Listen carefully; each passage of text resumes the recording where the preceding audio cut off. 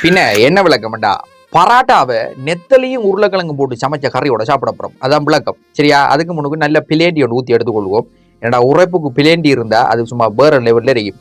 அதுக்காக நான் என்ன செய்யறேன்டா, ஒரு கேரளா ஸ்டைலில் அழகான ஒரு கோப்பை ஒன்று எடுத்து பிளேண்டியோட ஊற்றி நமக்கு ஏற்ற மாதிரி கொஞ்சம் சீனியை போட்டு கலக்கி எடுத்துக்கொள்வோம். என்னடா உரைப்பு சாப்பிடக்குள்ள அந்த பிளேண்டி அடிக்கிற சுகம் இருக்கு தானே, அது வந்து வாயால சொல்லலாது, அப்படி தரிக்கும். அதுக்கப்புறம் நம்ம ஆசை ஆசை ஆக்கி வச்ச நெத்தலி உருளைக்கிழங்கு கறி என்ன மிதக்குது, கொலஸ்ட்ரால் வந்து சாகுறான், வேற ஒன்றும் செய்யலாது. வெண்ணெய்னா பிச்சு வச்ச பராட்டாக்கு மேல ஊற்றணும். எல்லாத்தையும் ஊற்றி அவங்கள கொஞ்சம் தம் பண்ற மாதிரி கொஞ்சம் ஊற வைக்கணும். சரியா? ஊற வைக்கணும், ஊற வைக்கக்கூடாது, கரையை ஊற்றி எடுக்கக்கூடாது, கலந்துருக்கும். அதுக்கப்புறம் என்னென்னா அதுக்கு மேலே பொறுக்கல, என்னால பிளேண்டி ஒரு கப்பை எடுத்து டக்கண்டு அடிச்சு கொடுத்து டக்கண்டு பெனஞ்சு விட்டேன்.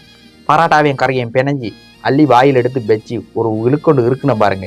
என்னத்தை கேட்கையில் சும்மா அந்த மாதிரி தான் இருந்துச்சு. சொல்லி வேலை இல்லை, சத்தியமா சொல்றோம். பராட்டா வந்து நம்ம நிறைய கரையோட சாப்பிட்டுப்போம்.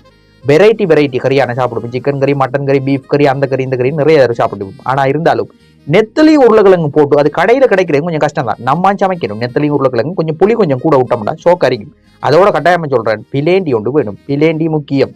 அப்ப நான் வரட்டா? சந்திப்போமா?